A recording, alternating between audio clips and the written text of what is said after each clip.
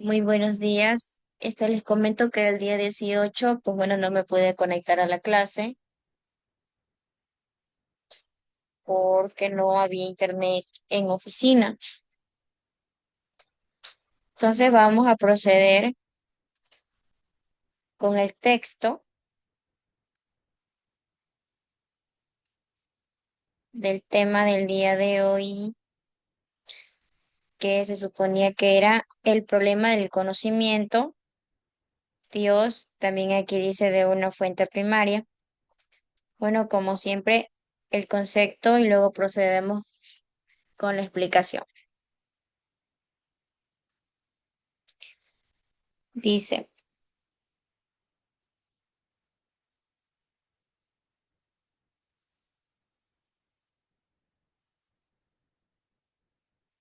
El problema del conocimiento. Agustín se caracterizó por su búsqueda afanosa de la verdad.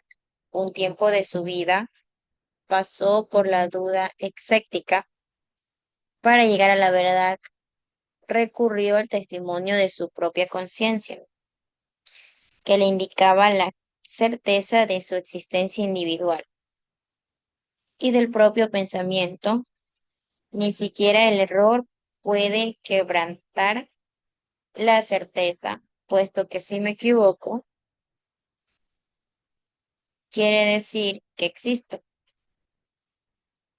De esta manera el alma humana logra llegar a verdades inalterables, universales, necesarias y externas. Tal es el caso de la verdad matemáticas. ¿Cómo se llega a esta verdad?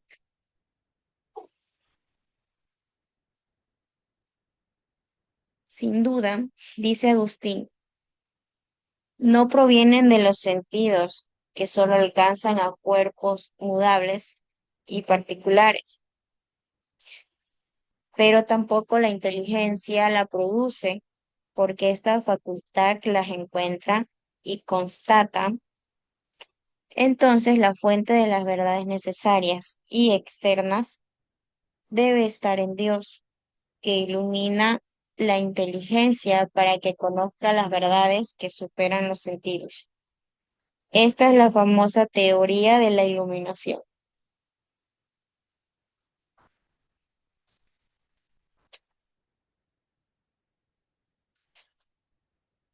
Dios, para Agustín, la existencia de Dios es tan clara que basta una sencilla reflexión para percatarse de ella.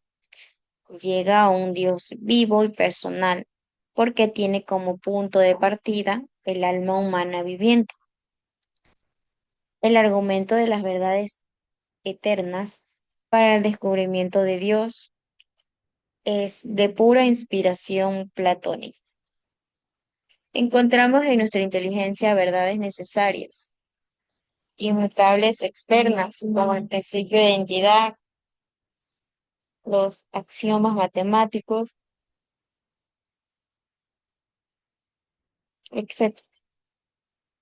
Pero esta certeza que se encuentra en nuestra mente solo se puede comprender en su plenitud, porque realmente existe un ser necesario, inmutable y eterno, que llamamos Dios. El principio fundamental de este argumento, con claro influjo platónico, se le puede sintetizar diciendo que una mayor comprensión de las ideas que no cambian exige la existencia de un ser que no cambia.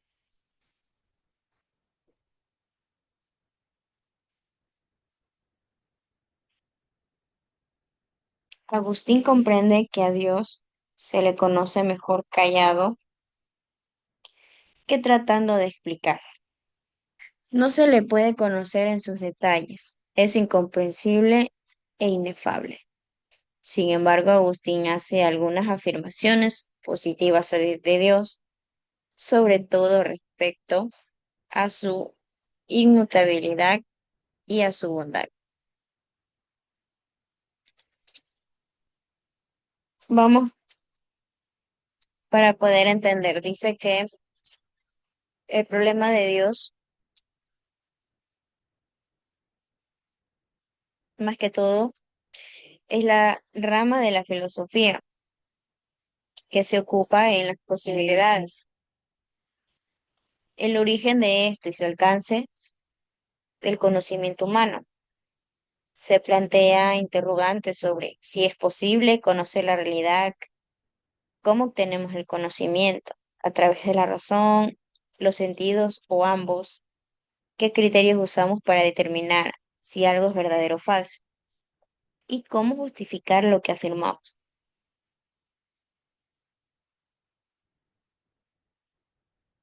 Algunas corrientes filosóficas como el racionalismo y el empiricismo proponen distintas fuentes primarias, mientras que sus posiciones como el escepticismo y el relativismo cuestionan la posibilidad de una verdad universal. Algunas preguntas frecuentes, que más que todo son fundamentales con el problema del conocimiento, una de ellas sería, ¿es posible conocer la realidad de manera objetiva?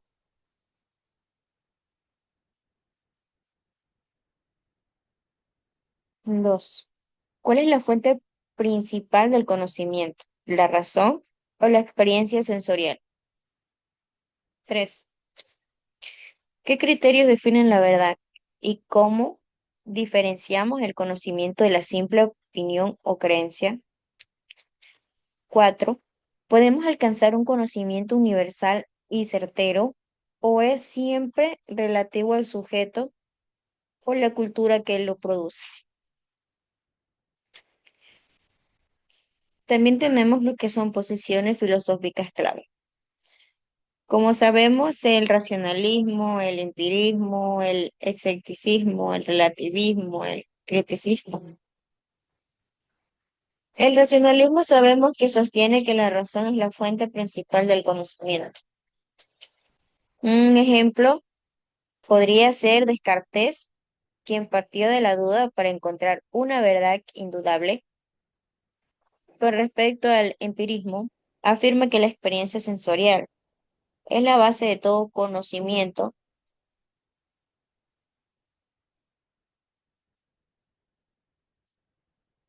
Para el empirismo, el conocimiento también se construye a través de la observación y la experiencia.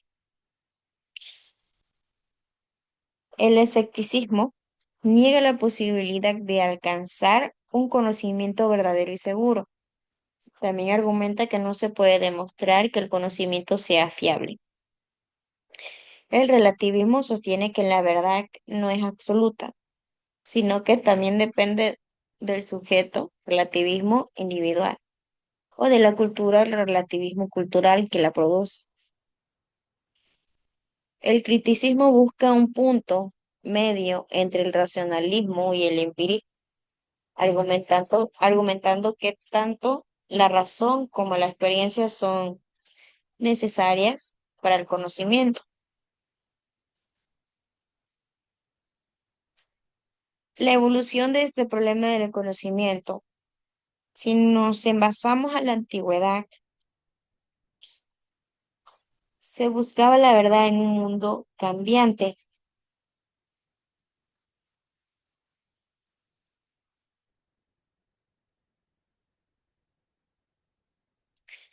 Platón también creía en un mundo de ideas perfectas y además que se podía conocer a través de la razón, mientras que Aristóteles enfocaba el conocimiento en la forma y casualidad de los objetos del mundo sensible. En la Edad Media, con respecto a nuestro tema, el problema del conocimiento,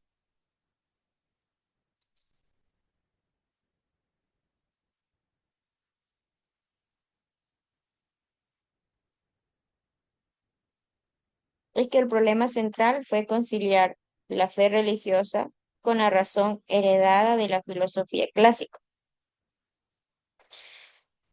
En la modernidad,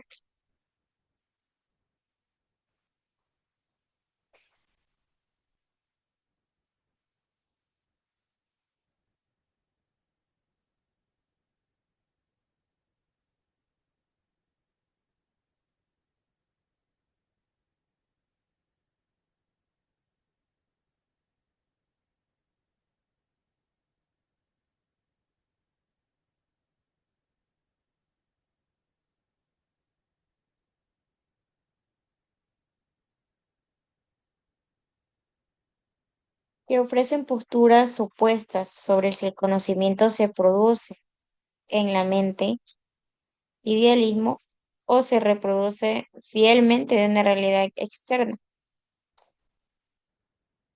En el siglo XX se reconfiguró el problema a través del paradigma lingüístico que sugiere que el conocimiento está intrínsecamente ligado al lenguaje que usamos para describirlo y comunicar.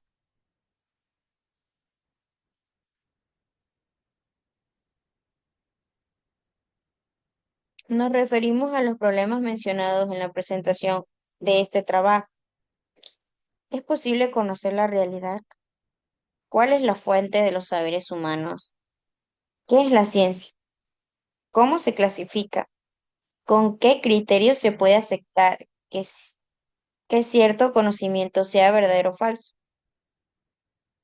El problema que se plantea entonces es de saber cuál debe ser la primera verdad que se debe aceptar de una manera clara y distinta.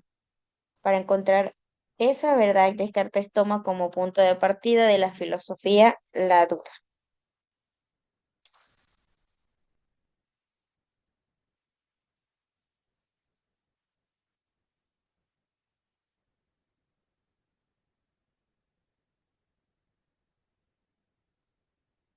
El problema del conocimiento, como les había comentado, es la rama de la filosofía que se ocupa de la posibilidad, origen y alcance del conocimiento humano.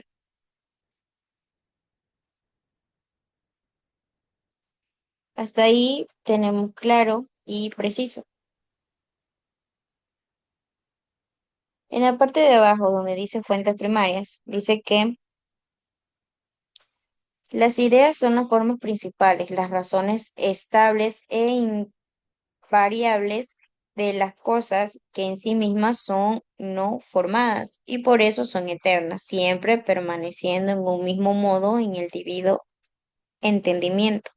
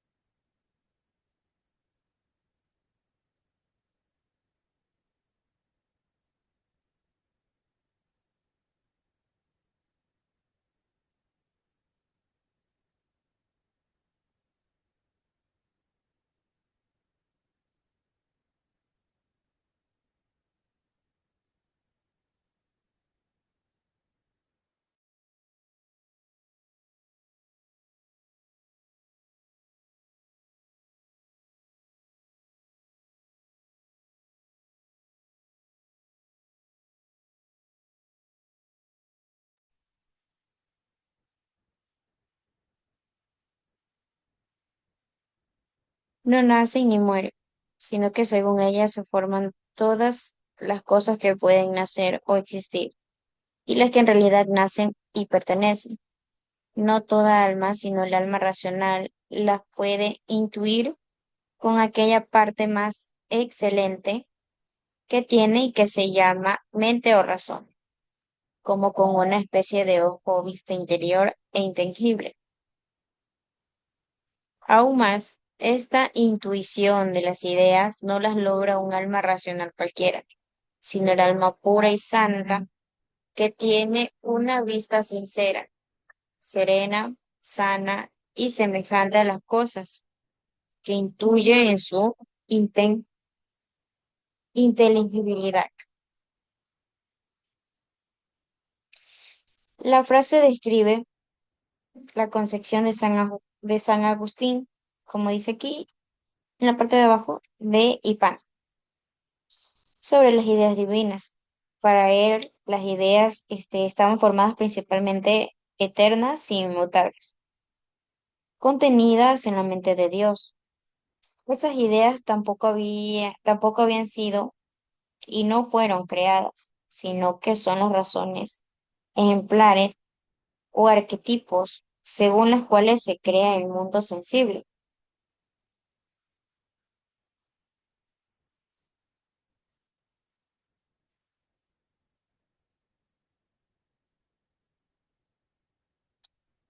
Las formas principales eran los modelos o las esencias fundamentales de cada cosa. Las razones estables e invariables eran las eternas y perfectas, a diferencia de las cosas del mundo que nacen y mueren. Las no formadas, estas ideas no tienen un origen en el tiempo, sino que existe en la inteligencia divina de forma permanente. Las causas ejemplares son las ideas divinas que los modelos que siguen las cosas creadas en el mundo sensible.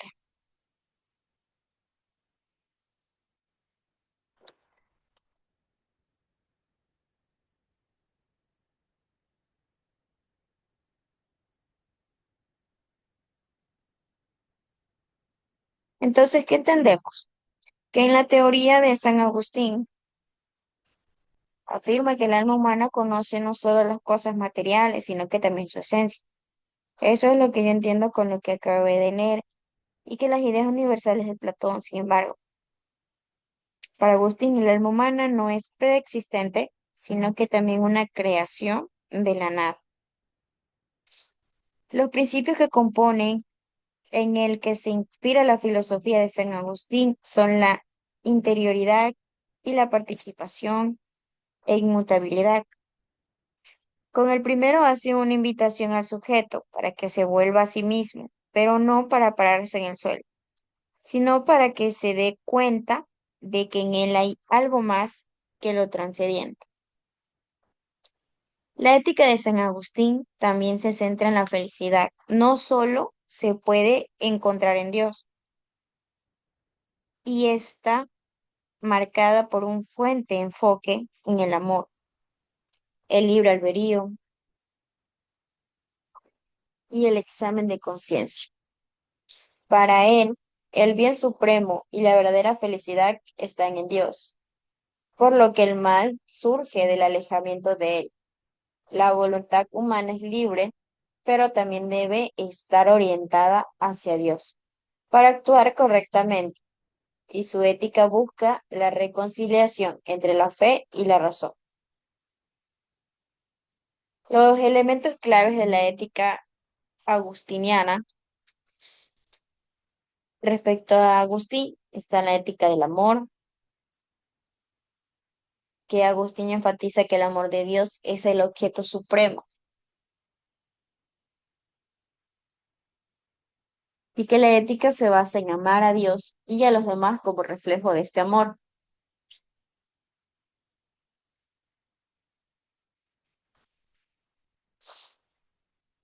Que el mal no es una sustancia o cosa creada, sino la ausencia o el alejamiento de Dios. El pecado, más que todo, también era la causa del mal en el mundo, no la ignorancia.